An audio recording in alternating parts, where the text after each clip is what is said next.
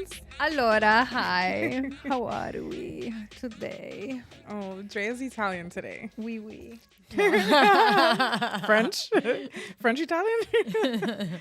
Hello, everyone. Welcome back to another episode. This is It's Not That Serious, the podcast.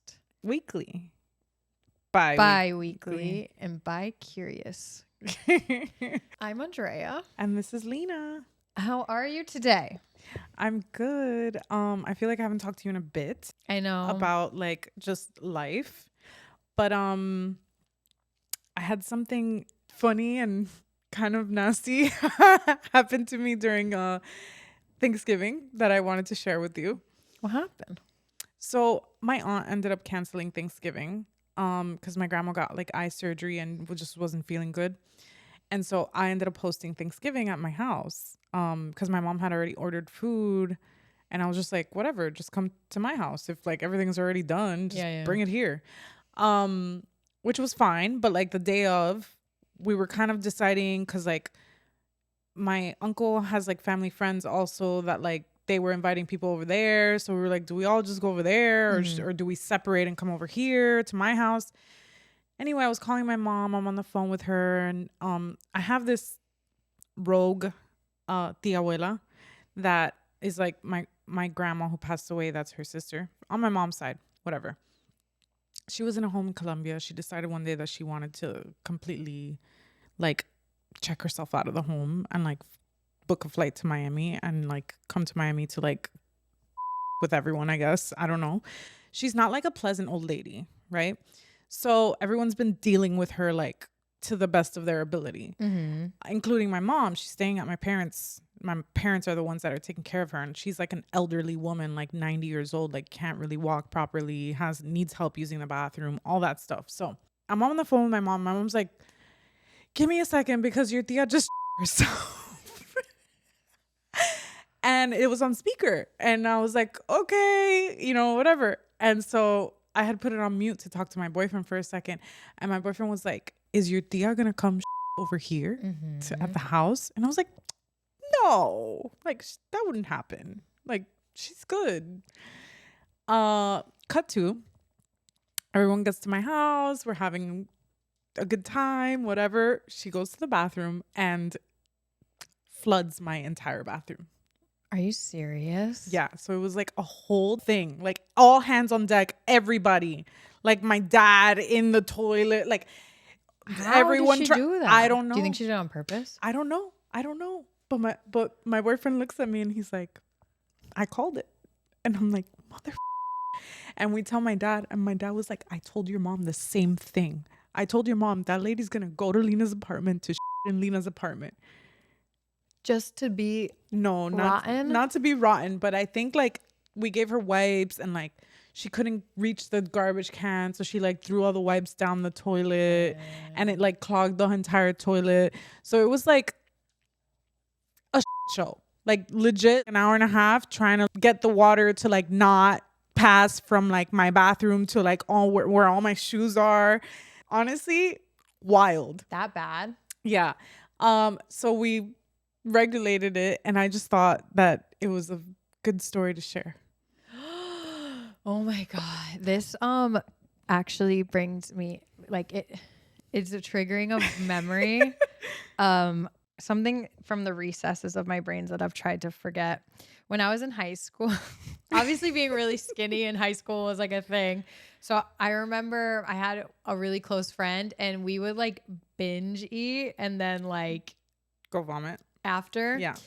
And I'm good now. Don't be concerned, people. We can laugh at the things that hurt us. So we like ordered a bunch of food from this pizza place. I remember like, I even remember what I ate, like French fries. There was like a cheeseburger. Where I grew up, you call them grinders, but it's like a sub, like a cheeseburger grinder, which is like a cheeseburger on a sub sandwich. And then we were supposed to go to like a party later that night. So we were all like, let's all go to the bathroom before we go. And she had one toilet. She lived in this like mansion. She had this one toilet in the house that was right outside her room that like notoriously didn't work that well. And I don't know why I was like, it will be fine. So like I like made myself throw up, and then I had to you had to go both ends. and then of course the toilet wouldn't work. The toilet wouldn't work. And I'm trying and trying and it wouldn't Qué work. pena. Mm-hmm. Especially when you're in a party, like not in a party, but like There was like a few people there. like a like a pregame. It was a girls like a pregame, sleepover.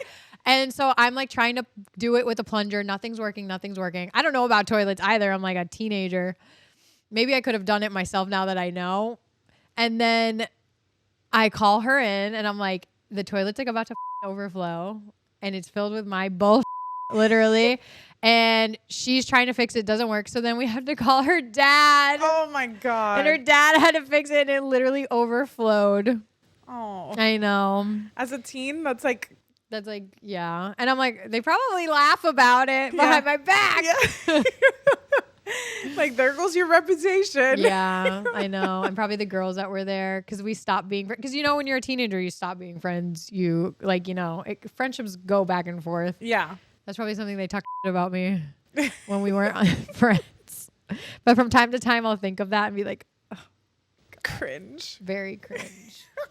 Whatever. How Trial was- by fire. How was the rest of how was your Thanksgiving and all that? I feel like I haven't talked to you since before then. I know. When you said Thanksgiving, I'm like, that was forever ago. Very low key. We went to my husband's aunt's house, ate too much. I had made us like a good lunch, which was like short ribs, like braised short ribs and mashed potatoes. And I was like not hungry when we went to his aunt's house. Didn't eat until 9, which is like more typical Hispanic time to eat. Yes. Like white my family people doesn't eat early. eat Yeah. until late. So, which I grew up, my cousins are like half white. So we would do like white people things for like a lot of holidays. So we would go to my grandma's house and have Thanksgiving at like 3:00, 2:00 or whatever, which I'm like, I like that. Cause I'm like, I'm done. I'm good to go by 6 or 7. I'm laying in my bed, which would be ideal for my life now, but I don't get to do that as an adult. As a Latina. Yeah. So we didn't eat till 9. And then I had work the next day. They like wanted us there at like 9:00 in the morning because like people would be beating down the doors for a place that doesn't hold sales. Like, okay, girl, like calm down. Whatever. I got out of work really early the next day, but it was also like 9 a.m. Like, girl, that is not luxury that excites. But anyways, work has been hectic. It's that time of year. But there's like some other like different circumstances going on in my job specifically that's making it like really hectic, like 12-hour days and all this both. So I've just been like, you know, struggling through it all. But we'll see the other side soon. Once January comes, it will be fine. Question mark. I don't know, it's good and bad because it's like you make money when you're busy, but also it's like, of course, you want to like kill yourself. Yeah, I also want to get home. Yeah. Mm-hmm. If there's one thing about me, I'm like, I have a hard stop at a certain time, and like I don't care about whatever like fictional money could potentially happen. Like I don't care. I want to go home. I don't care. Yeah. Some people will just like push through. I don't care. You're like this overtime. Yeah, I don't care. I want to go home. I like my home. Yeah. I worked on a shoot for WWE. It was my first ever like wrestling shoot. It was chaotic as What did you have to do? I just had to like be a the commercial? on-set person for like all of the WWE like superstars that have like their specific looks and just like make sure that they brought everything and that they look the way that they're supposed to look on camera. But it's like a commercial? Yeah. Well, it's like a commercial for the 2K24 video game. Oh. Yeah. But there's this really hot wrestler, Roman Reigns. And every like on TikTok, like there's a lot of like discourse about how hot he is and like girls going crazy over him. And I was like assigned to him. He kind of gives I almost wanted to send you a photo because he kind of gives Jason Momoa. Yes. Oh my god, he is hot. But anyway, he was nice. He's really tall. He looks really tall. Yeah, he was very tall. He was very nice. Oh my god, he's so hot. But it was like all stunts and like stunt supervisors and like stunt people, and it was chaotic. But I did get some overtime. I was like, honestly, give me all the overtime because it was a good rate, and I was happy. Well, you know, I was thinking of you these past couple of days because I've been working like 12-hour days, and like I was I was not built for this. But I was thinking of you because I'm like, damn, that's like almost every time you work. That's all I work. Is like, Yeah. Like this shoot in particular, I got like 13 and a half in, but my rate was on a 10. So But how anything much over 10 is how much of that OT. time that you're like hardcore working? Like, is there downtime moments? No, like you get lunch 6 hours in, and that's really the only time you get to sit down. And then everything else is just go. You're on go. You're on go mode. But like if I have like a team, if I have like assistants and stuff, then I can like go to like my area and like sit down and like write an email maybe. But other than that, I know sometimes I'll watch videos of like, you know, slice of life videos from other people and their jobs and stuff. And I'm like, it really puts things in perspective because I really do have a soft life. yeah, Like things could be way worse. I agree. And it's also for me, at least, like I'm not working 12 hours 5 days a week, you know? Yeah. If it's a 5-day shoot, yeah, but that's only like 5 days out of the month, you know? Yeah. So, I feel blessed. I feel blessed about it. I know I work my ass off on it, you know, those blocks of time, and in between I get to chill. Like I don't have to work every single day of the month. So I'm very blessed for that. I have a friend that she's like a nurse, but because of like the department she works in, it's like not emergency medicine. It's like surgeries that are like scheduled ahead of time. So they already know like what the schedule's going to look like, you know, for the week or whatever. So she works like 4 days a week, but it's 12-hour shifts. But if there's no surgery scheduled or anything, like she just is like sitting there. So she like reads. Yeah. Like just sits there with a blanket, reads for like hours and hours. Yeah. And one of my aunts has been a night shift nurse for like 30 years. Like something crazy. And they make so much money.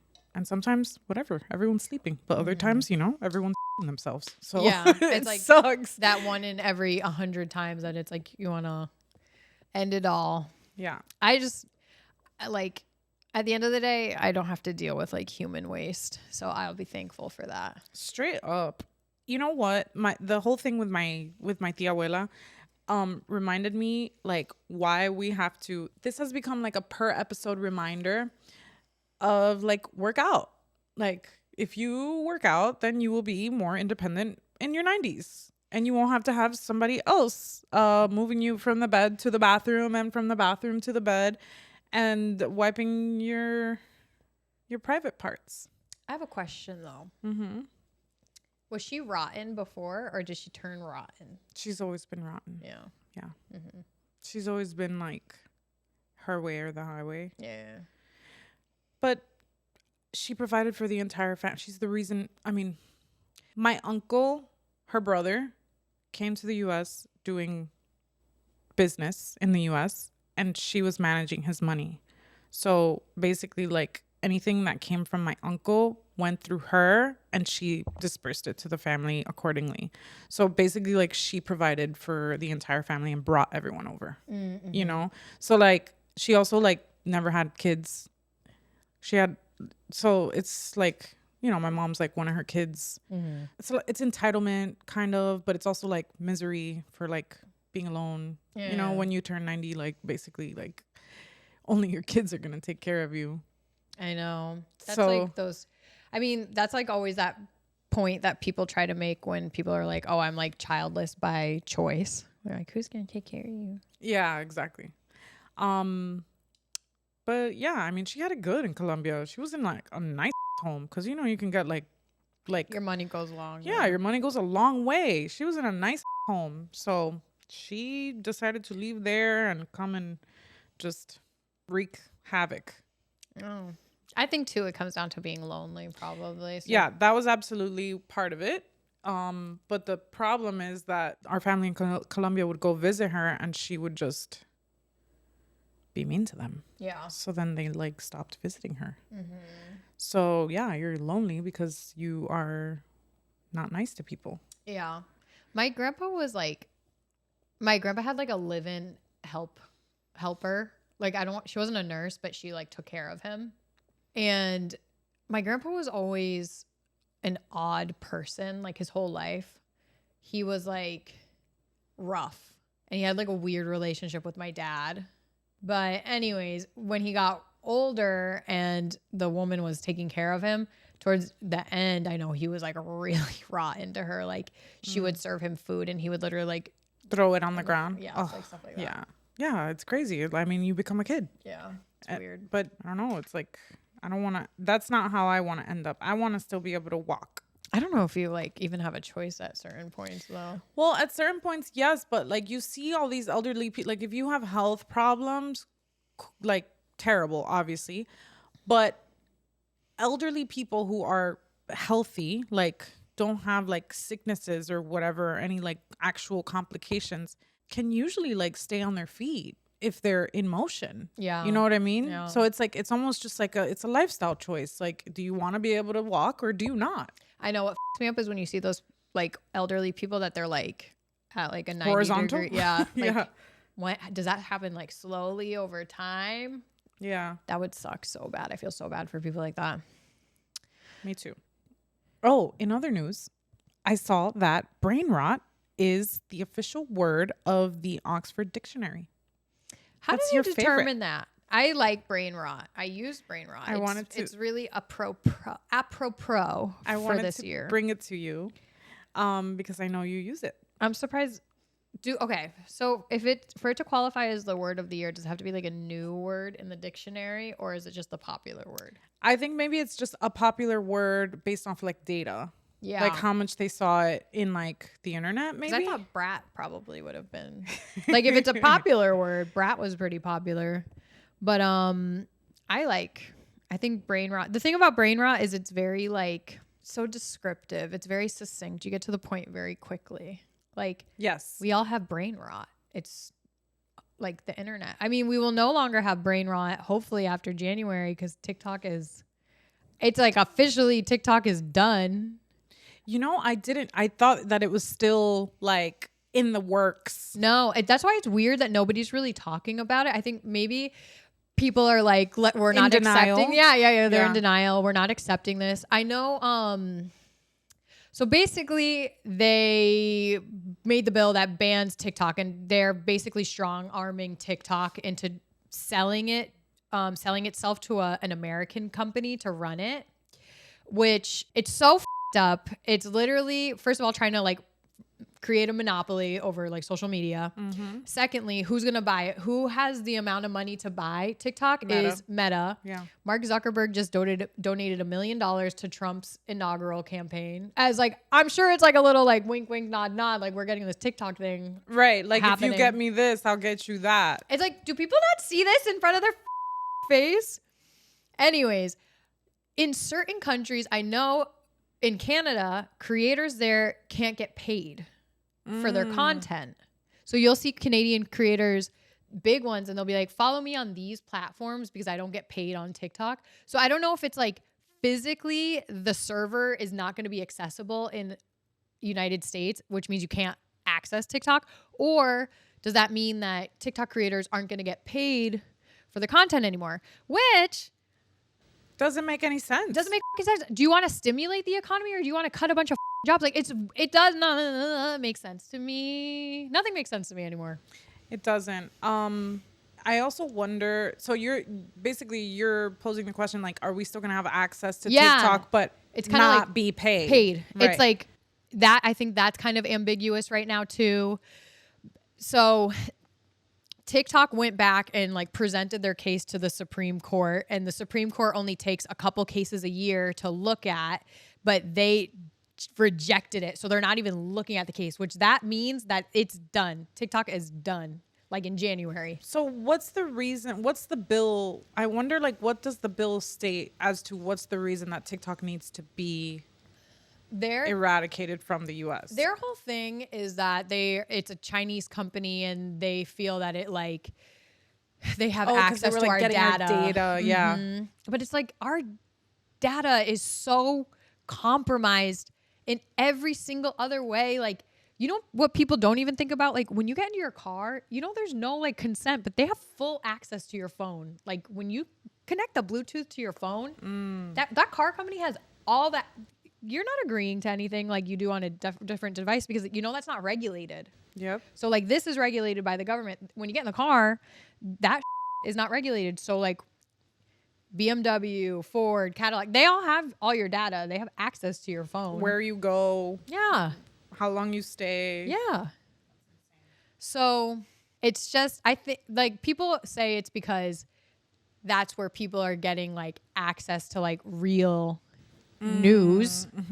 Now there's things that I learn or I see on TikTok that you don't ever hear them talk about on the news, like the mainstream news. So I don't know. I get like nervous because I always feel like there's like these little things that happen when people aren't paying attention. It's like their further like agenda to control us as people and just like keep letting things happen and happen and happen. And next thing if things happen slowly, you're not realizing until finally it's like, yeah, gradually and then suddenly. you're like, you look around and you're like, oh yeah.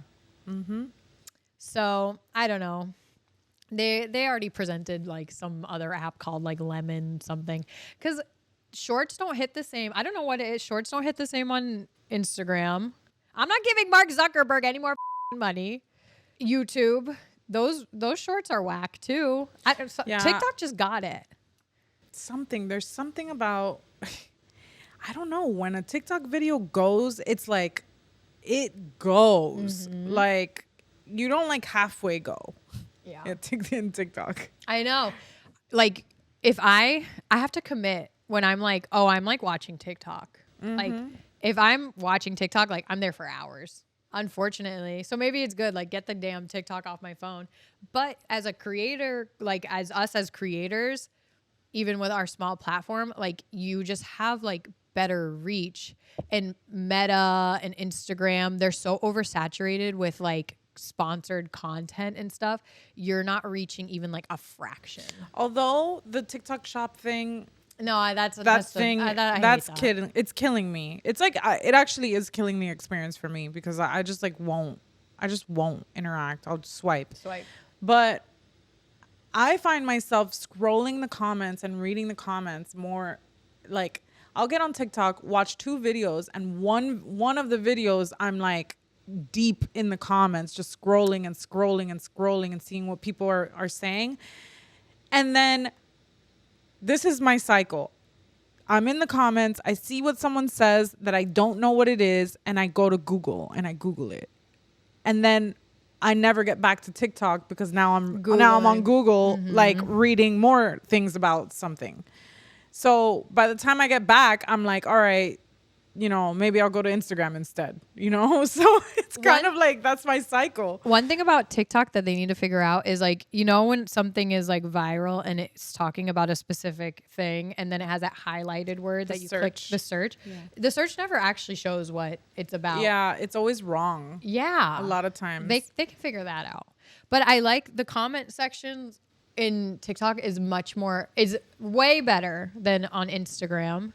But I think it has to do with like how good the algorithm like attunes to your likes. Yeah. So I don't know. We'll see. I don't know. Yeah. It's just weird people aren't talking about it, but I see a lot of TikTok influencers probably moving out of the US in order to like keep their following. And that's going to become a new thing too. Like I moved out of the US to be a content creator on TikTok. Follow me while I move across the country to be able to be a TikTok creator, you know? Well, and it's kind of funny too because there's the different social media platforms don't cross over. So you can have like 2-3 million followers on TikTok and have like 100,000 on Instagram. Yep. So yeah, there's like a few people I know like specifically from TikTok that I'm like, I don't know what you're gonna do. We're pretty even. Yeah. Are we? 300 something? Oh no. Our TikTok has like less or more? More. More Yeah. than our Instagram? Instagram, it's also really hard to grow an Instagram following. Yeah, it is. Like my Instagram has hovered around the same number for like years. Mine too. Mine I will can't get, not go up. And I don't know how people, Yeah. I don't know if you have to like only be posting on reels, but like even one of our reels went viral on our Instagram and we got like 20 followers. Yeah, like that doesn't 20 even new translate. Followers. Yeah. But it translates better on TikTok. I think it's less of a commitment to follow people on TikTok, and that's why people don't mind following. I think like because in our brain we have this like ratio of like followers to following that you don't want to like just follow anyone willy-nilly on Instagram. Yeah. That's my thought. I don't know. But yeah. So are we gonna have to learn a new social media? I don't know. Have you seen the news that basically like the parent company that owns Saks and Bergdorf's it's called Hudson Bay Company is acquiring Neiman Marcus? Yes. So I used to work for Saks after it was acquired by HBC Hudson's Bay. I remember when Saks was acquired by Hudson's Bay, that was like interesting too.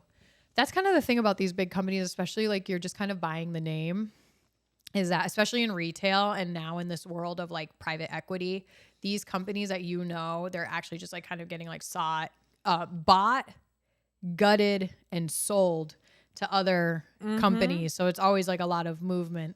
So I worked for Saks under HBC. HBC, interestingly enough, is a Canadian-based company. It was like one of the first companies to ever be incepted in Canada. So they started in Canada as like fur traders. Oh. Like it's like very old and it's still owned by the original family. Wasn't there like a brand called Hudson's Bay? So it's a department store. Yeah. In Canada. So they have their own thing. Got it. But it just doesn't. It's funny too, like there's these things that don't translate country to country either. There's like, what is it? Harrods isn't here in the States. Yep. So, they are acquiring it for $2.65 billion. This is interesting to me. Just like as someone like in retail and someone that's like worked for one of those companies. And there's some people like, there's people who work in retail and they're department store people. So you literally like, it's very weird. Unless you work in retail, you can kind of like, it's hard to like understand, but there's some people that them as a person and the way that they are as a worker or whatever, it doesn't translate. Like you can work in a luxury department store, but it actually doesn't translate to like to you a working luxury store, to a boutique. Yeah. So there are some people that they just do the rounds, like different department stores. So it's interesting to think that these two huge ones, like especially in this market, Neiman Marcus and Saks are going to be owned by the same company. Like when I immediately think of like Bal Harbour Mall, the two anchor stores in Bal Harbour is Neiman's and Saks. That's going to be like, I don't know, like 65% of the revenue brought into that mall by the same company. Yeah. And is on either side of the mall. What I want to know too now is how that's going to affect the buy, because Saks notoriously has a very like older type demographic for their buy. I think Neiman's does too, though. It's better than Saks. You think Like so? in my opinion, Neiman's is like a little better than Saks. Saks, like when I worked for Saks, if there was something I liked, I already knew like I can't get it with my discount because they didn't buy it. Like I never bought cool shit. And like they never bought depth. So, because I really would doubt how, like they were selling out of things that fast. The sizes are always sold out. It's like Nordstrom. Have you noticed like Nordstrom.com? They never have sizes. They never have sizes. I think there's something going on with, I think, obviously luxury in general. I can't find sizes for anything when I shop now online. I think, they're probably scaling back on the quantity that they're buying, like the orders they're placing. I think they're majorly scaling back. Yeah, they're buying less depth in sizes. So like in the US, if they used to buy like, let's say 2,000 units of like a size small, they're buying like 1,000, but then they're like getting different SKUs. Does that make sense? Like, they're buying 1,000 in black and 1,000 because they have a budget of how much they're allowed to spend on the buy every season. So they're diversifying with other SKUs. So a different SKU would be like this in red, this in black. And instead of buying like 2,000 in black or across all the sizes in more depth, I've noticed bigger sizes aren't getting bought as much anymore at all, which is strange in the US market because like historically everyone's bigger. Yeah. Like I have a hard time dressing athletes now because they're not buying like past a 46 in shoes, which that's like a 13. And like for a European brand, 13, that's probably like a 12. And that's not that big for a grown athlete. It's not. No, I mean, most of the guys that I've shopped for are like 47. Yeah. Like 15. Bare minimum. Yeah. So both brands have struggled due to competition from direct consumer luxury stores. And while the merger is expected to save costs and strengthen vendor negotiations, analysts warn it may not fully address the underlying issues in the sector. I agree. I think that these huge conglomerate luxury stores that have a lot of untrained and unsophisticated staff is just going to be a thing of the past. Because if people are spending that type of money, they want the experience when they go into the store, they want the service and the knowledge. And you're not getting that in-depth product knowledge. It's just not possible. If you have like 50 or 70 different designers on the sales floor, you can't, these associates can't be expected to know the fit of each one, the inspiration of the collection, all this stuff. I watched this video of this girl today that went viral because she was talking about that. She went to Saks Dadeland and the sales terrible Saks. It's a bad the Saks. Worst Saks. You know, that used to be like the number 2 Saks. Really? Yeah. In sales? Yeah, because they had the Cartier inside and the Chanel. And like when they pulled the Cartier out, it took like 70 million in their like annual revenue. Anyways, so she was talking about how she was trying to buy this handbag and the sales associate was telling her, it's patent leather. Do you understand what patent leather is? Oh. Blah, blah, blah. And the girl was like, I'm telling you, this you understand what patent leather is? She was like, this isn't patent leather. It's absolutely plastic. And then after she didn't buy the bag from the lady, she was like, what the f-? This is like, you don't even know what you're selling as a sales associate. And she looked at the bag online. It was a Saint Laurent bag and it 100% was made out of PVC. And then the way that Saks advertised it was vegan leather, which is not how Saint Laurent would have ever advertised it, ever. So like, they're just making up for this, like, whatever, $3,000 bag. Well, because those are like, those are like trigger words. Trigger words, yeah. But it's like, now you have the sales associate that doesn't even know what she's selling. You're giving people bad product knowledge. Okay, let's say she did convince the girl to buy it, that it's patent leather and blah, blah, blah. Next thing you know, the bag is staining, the bag is f***ed up, and she's going, guess where she's going for service on the bag? It's not to Saks. Yeah. And then the sales associate there has to tell her, like, I'm sorry, like, what, like, this is why if you're spending that much money on something, I will tell you, I don't give a about a credit card, a points, a nothing. Buy it in the store. Buy it in the designer store because you're going to get educated on proper care. Just because it's expensive does not mean it's indestructible. It actually means take better care of it. Take better care of it. Yes. And then you can get the aftercare policy too because you bought it in the store. That drives me crazy. These brands, the thing is, like, when you know what goes into creating these things, the collections, the inspiration, the history of the brand, and then actually physically what it takes to manufacture these things, those department stores do not deserve to carry those products. They don't deserve it. It doesn't respect the brand, the heritage of the brand. They don't respect the product. That like makes me hot. It like makes the roof of my mouth itch. Yeah, especially the lack of knowledge. That's what really irks me. And it sucks because it's almost as if, okay, I understand that normal people do not have like as much knowledge, for example, as you and I, when you go in and buy something, right? But they treat you as if they know more than you, even though they're misinformed. Mm-hmm. You know what I mean? So like, I'll go into a store and be like, hi, to the suiting section. I'm like, you sell suits, okay? Like, you sell suits every day. I'm going into a store. Hi, I'm looking for a double-breasted, peak lapel, double-vented suit. In plaid, in navy, in this, in that. They come out of the back with a notch lapel, single button, like one vent, you know? Like, what are we talking about here? Yeah. Like, this is apples and oranges. Like, okay, he's a 54 chest. What about this 50? How is that what Yeah. like, that's so far from what I asked for, you know? So I get so frustrated. And that's why sometimes when I go and pull from stores, like, I'm a loyal and I'm like, I'm almost too loyal because I'll stick with a bitch that does not know much. Yeah. Just because I've worked with her twice before, you know? Yeah. So I'm just like, sometimes I need to be able to like tell like, all right, this person is not good. I need someone else. I actually I kind of ruined a relationship with someone that I was like friendly with because of that. Because I went for a client to shop at Loewe when they did that first the Ghibli Studios collection, and I came into the store and there was someone that like just in passing I knew her.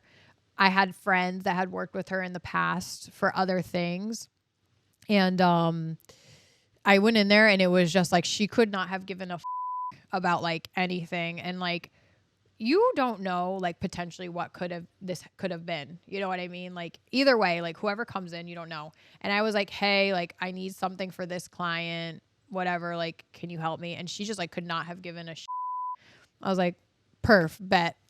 Someone else was in there. I remember him, and maybe because he knew who I was working with, and he was like grabbing everything. We were sending pictures like of the whole collection, this, that, all the stuff, like of all the pieces they had in the store. And I was like, okay, like give me like an hour or something. And then I went back and my client was like, I want this. And I was like, okay, cool. Like I got it. Yeah, like racked it up. Yeah, it was like $8,000. It was like the biggest transaction they had for the drop for that store. I remember the girl was standing there like in the back, but it's like, you could have helped. Do your job. You literally could have helped. You were the only person I knew in that store. It's your only job. Like, it's literally your only job. So, yeah, I get frustrated with it too. Matthieu Blazy was announced that he will be leaving Bottega For Chanel. Woo. So that was okay. So when they finally hard confirmed that, I didn't have the same like woo, because I was like, wait, I thought we already knew. Rumor. Yeah, it was technically still a rumor, but it was like being spread like wildfire. Yeah. And then they made it official, I think like on the 12th or something of last week. So Matthieu, if no one knows, he is Belgian, which is like, okay, Antwerp 6. Like another Belgian amazing designer that's coming out of, you know, like what a bloodline for, I don't know if he's from Antwerp, but you know, There's a lot of crazy designers from Belgium. Yeah. Technically, Anthony Vaccarello is Belgian. Yeah. From Saint Laurent. Everyone, Maison Margiela, and Damuna Meester, Dries, you know, just so many. So he started his career under Raf Simons. And then he also was working under Maison Margiela, where he led like the artisanal and ready-to-wear lines. And then he joined Phoebe Philo at Celine.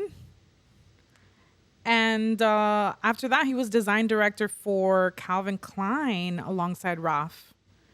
That was a short stint, like literally a year. And then he was at Bottega. That's funny. Bottega picked like all ex-Phoebe. Ex-Phoebe. Yeah. Who else were we talking about that was ex-Phoebe that came back? That they're the designer for Celine now. Yes, him. Exactly.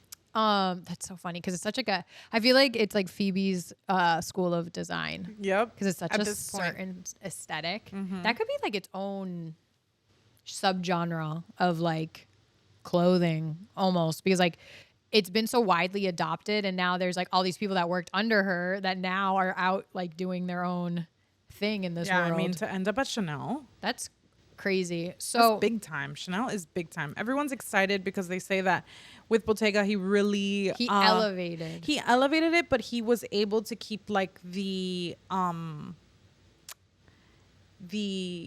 do you say it? Like the fingerprint, not the fingerprint. The DNA of the DNA brand. of the brand, like Very well from a new lens. in his way. Yes. So the designer that took over after, like, that created that, like, Bottega boom, they also came from Phoebe Celine. Oh, So the one that initially created that huge boom that we saw that they were like trending. New Bottega. New Bottega. Prada. With the parakeet green. And then he shifted it so that the vision for their clients in like Matthieu Blazy Bottega was that they wanted less clients. They don't want the millionaires, they wanted the billionaires. So they were like making less, and then the quality was just like crazy, and the details. They went back to go like super heavy with the intrecciato, which is like the classic weaving that you see from Bottega. So I do want to see. They already appointed someone else. Yes, at Bottega. She came a from woman. It's a woman. Yeah, which is very rare. Yes, rare. I think Kering got a lot of like backlash off that. Yeah, after Sarah Burton left because she was the only woman. So they're like, well, let's throw a lady in the mix. So we need our what is it called? Our whatever hire. Yeah. What the hell is that called? Our diversity hire. Is that it? Kinda. Yeah, I know. I think that's what it is, but there's another word for it. Yeah, they needed their token woman. I want to see what's like where Bottega is going to go, obviously, because I think they're on like a good streak and they're really honing in on whatever their DNA is now, like modern Bottega. But Chanel, I'm very interested in because Chanel has turned into, although they are producing like numbers like they haven't in a long time, like people are buying and they're doing really well. Oh, they're finally in their category, like categories that historically we didn't do as well, like ready to wear. But I saw this on TikTok and I couldn't get it out of my head after I saw it. Chanel is Zara for rich people. Yeah. We've mentioned it. Yes. Yeah. It's, I don't know. It's like one of those things that's lost its identity so much that everyone just thinks that once you have on the Chanel logo that like it propels you to like a different level of, I don't know. It's the optics. It's just It's the optics. But they went in the opposite way, which is interesting because they increased their prices by like tenfold. They increased their prices and lowered the out of their quality. The quality. And then they didn't go into that quiet luxury thing. They went like the opposite. I don't know. Chanel does not have like that prestige. Like, I don't know. If I saw wearing like the row head to toe, I'd be like, or like even like Loro Piana, I'm like, oh, she's wealthy. Yeah. If I see someone in Chanel, I'm like, you are bad at spending money. You're bad at managing your money. Yeah. Like, okay. Chanel clothing, just not it girl at all. Right? Like no it girl is wearing like a up and down Chanel. All their brand ambassadors always have the worst style. They do. They're always the worst dressed on the red carpet. Always. So hopefully Matthieu Blazy can like come in, revamp the whole thing. They mentioned that they like the youth that he's brought to Bottega and that's what they're expecting for him. I think it was whoever owns Kering. Who was that? Oh, Selma Hayek's husband. Yes. Mr. Pinot. Yes, Mr. Pinot. It might have been him who made the statement. I saw something that was like, oh, we're looking forward to like him bringing in the youthful eye that he's had with Bottega, but still like the DNA. Yeah. Heritage. That's the word I've been looking for. Yes. Heritage of Chanel. Anytime there's a change, I'm always excited. I never feel negative when there's change. Because I want to see how historical brands are interpreted through different eyes. I think it's interesting. I would love to see a shake up everywhere. Like I like it. I think it's interesting. I do too. So Next thing shaking up. the next thing is that shaking up. A couple weeks ago, Megan Fox announced her pregnancy. Did you see her like pregnancy announcement photos of like her like in like Yes. oil, black oil? Yeah. And we haven't been hearing from them a lot, which is good because like 2022, I was like, y'all need to stop, like hang it up, Get a flat room. screen. I was done. So like, what was it? Not even a month after her pregnancy announcement, they announced that her and MGK are breaking up because she found him around. Ooh. On her. Allegedly, she went through his phone and found pictures and messages. That sucks. Yeah, that sucks when Especially you're fucking pregnant. Yeah. And when you're like that much pregnant. It sucks in general, but yeah, being pregnant and I don't know. Going through the spouse's phone thing, just like, I don't know. It just really, really just, it's terrible. You're going to find something that you're going to be mad at. Yeah. There's always going to be something. And it's like, is it worth just like throwing your whole relationship down the drain? Honestly, sometimes I'd rather not know. Yeah. Because like, a lot of times, listen, I'd rather not know. I look at hot guys. I'm not like texting fucking hot guys or like anything like that. Mm-hmm. But like, first of all, I wouldn't even know how to get into my husband's phone because he has an Android. I wouldn't even know how to get in that. But I also don't care there's no part of me that's interested of what's going on in that phone. Yeah. And I don't care. That's because I trust him like 100%. I don't care. I think people are so jaded and so broken and need like therapy that they would like look at that statement and be like, girl, you're naive and stupid. My love, I hate to tell this to you, you need to go to therapy. Yeah. I agree. Therapy did me very well. Yeah, for me it's just kind of like, I mean, if it's not finding out that they cheated, it's like finding out that they told their mom that like you're being a or something, and it's like until when? Hasta cuando? Like for me, it's like hasta cuando? Like what? Just chill, you know? Like just like mind the business that pays you. And it's also like, okay, you have this information that's neither here nor there. What are we doing with this now? Now what are we doing with it? Like, are you okay? That's another thing. It's like when you check a phone, like you have to be prepared that if you do find that your spouse has been cheating on you, that you're gonna leave. You have to be prepared, like you're gonna leave. Otherwise, you just threw a wrench in the relationship and now you're still there. Like holding it on somebody and being miserable and now everything's it just doesn't make sense. Yeah. If you're at the point where you're like feeling that itch and that need and that you have to see what's going on in there's already something wrong. There's already something broken in the mix. So, yeah. People are like TBD on if they stay separated. And I'm talking from experience. Yeah. Like I've been cheated on. Like I've been cheated on. I've checked that phone. I've checked the phone. Yeah, when they had an iPhone, I checked the phone. But TBD, I think like when you have a kid, when you're adding a kid to the mix, that changes. Changes a lot. Yeah. I mean, you might stick around. I get it, but it's different too because they're famous and they have their own, like monetarily, they're fine. Like a regular person, that puts like a lot of added pressure. So I can understand like being like 6 months pregnant and being like, we're gonna try to make this work. I have a friend that basically happened to.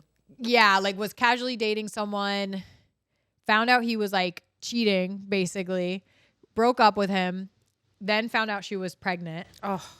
And she was like, okay, let's try to make this work. The whole time, like for like 6 or 7 months was like, something's not right. Like he was like being weird, all stuff, fighting, could never like fully trust him.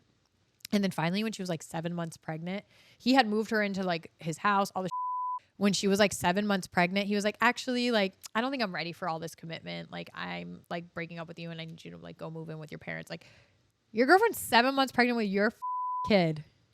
Like, some men just are trash. Like, purely. Yeah.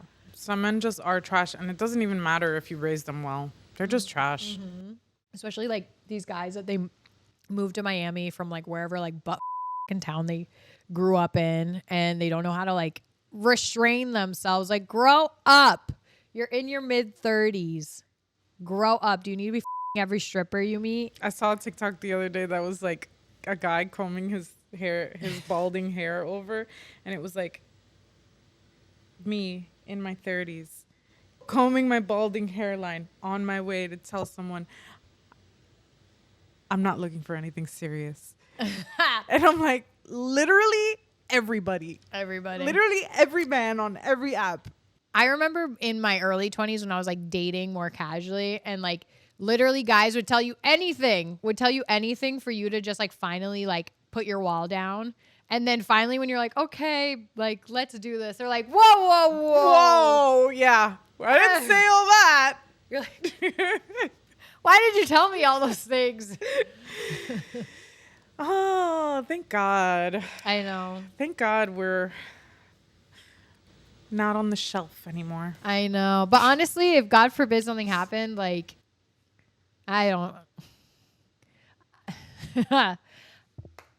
I would not get married again. I might go crazy. Yeah, like date young Might guys go a and little just like, cuckoo. Yeah. just be like hot Thea. Just be hot Thea forever. Mm-hmm. Hot Thea for life. Okay. You want to know who's not hot? Who's not hot currently? Jacob Elordi and his beard. Oh my God. Okay, so he popped up on a red carpet, and it came across my Instagram. Was it for a role though? Girl, I don't know. We probably should have confirmed this as people who bring like hard hitting news to people, but no. I mean, look, he came across my Instagram, and I did not recognize him. Me either. He looked like Joe Schmo. His sparkle Regular. Gone. Yeah. I never noticed how thin his lips are, how pointy his nose is, how down slanted his eyes are. That's how you know the only thing that makes him sexy is his damn jawline. Yes, and now you realize that now that and it's you hidden. Covered your jawline, and now you look like he looks like. Do you remember in Forrest Gump when Tom Hanks goes through his running phase? Yes, that's what he looks like. You think he's playing Tom? You think he's playing Forrest Gump? It's like a movie within a movie. Yeah. So it was for a festival he showed up to.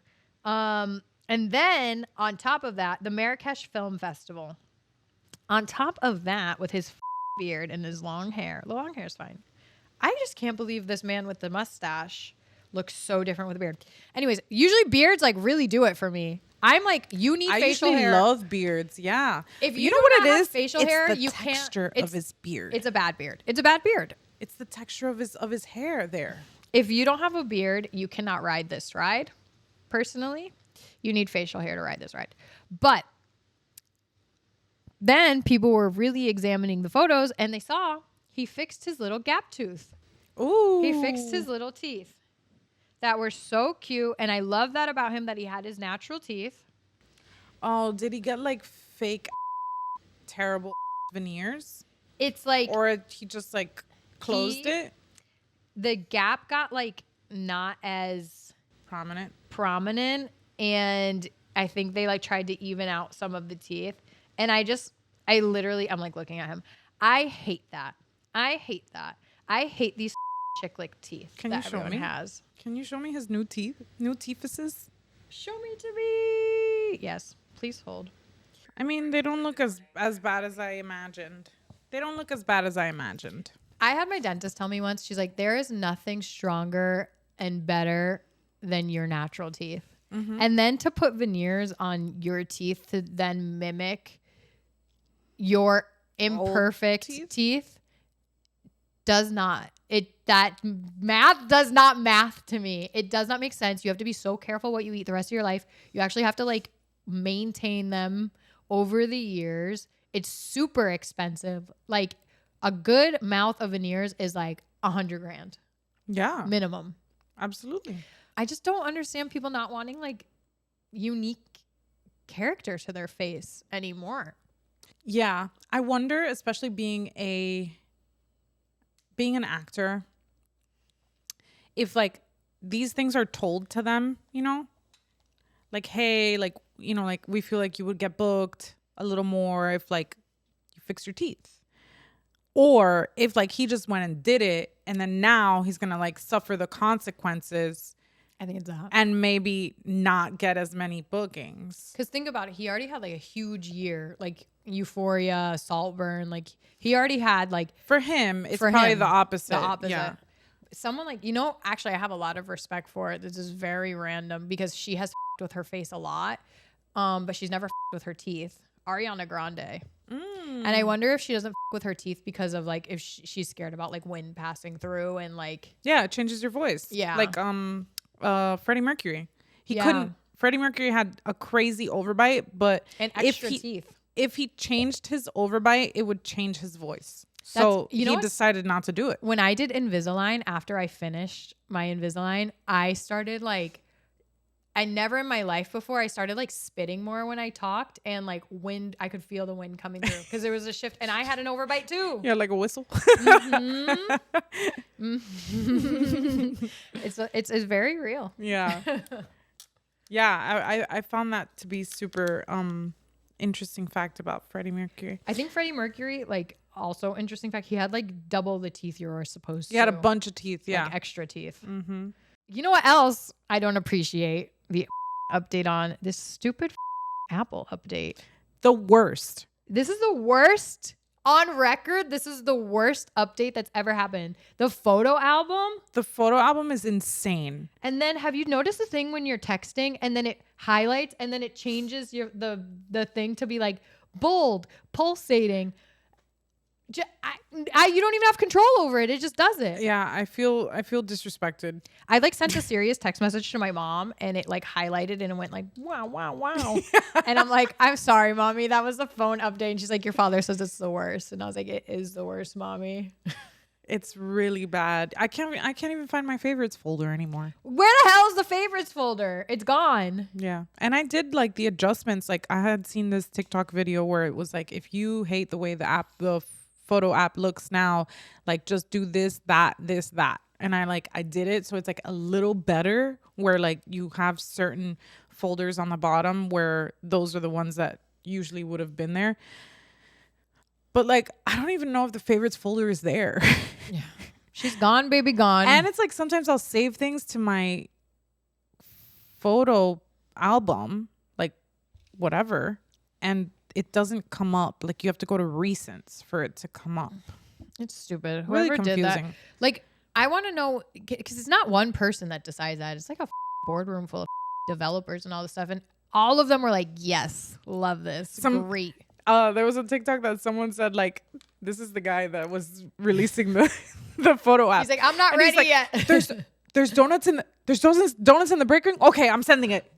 He sent it and he went to get donuts. We wanted to announce. So we wanted to announce the introduction of our bonus content. Woo! So we're gonna be starting now that we're on like a bi-weekly recording situation. We will now be bringing you guys bonus content, which will be accessible through a subscription basis. And you can find it right on the Apple Podcast app, and I think also on Spotify. And we are gonna call it Drinks After Work. Drinks After Work. Ooh, so cute. So it's just we may or may not be having drinks. We may or may not be having drinks. And yeah, we're just gonna go a little deeper on certain topics. Probably circle back on topics that we've talked about before. Give updates on that. Maybe even get a little deeper on our personal lives. Yeah, we'll be behind a paywall so we can talk a little bit more, spill a little more tea. Yeah, we can spill a little more industry inside scoops. So we hope that you guys subscribe. We hope that sounded like it blended into word. We hope that you guys subscribe to our bonus content, Drinks After Work. Drinks After Work. So cutie.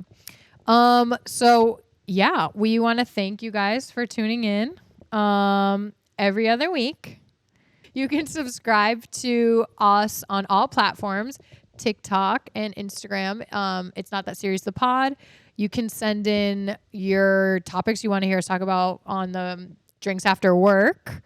Our bonus content to It's Not That Serious This Week at Gmail. You can follow me on Drea the Angel on all platforms. And you can follow me at Lina Gosh on all platforms. And remember, it's not that serious.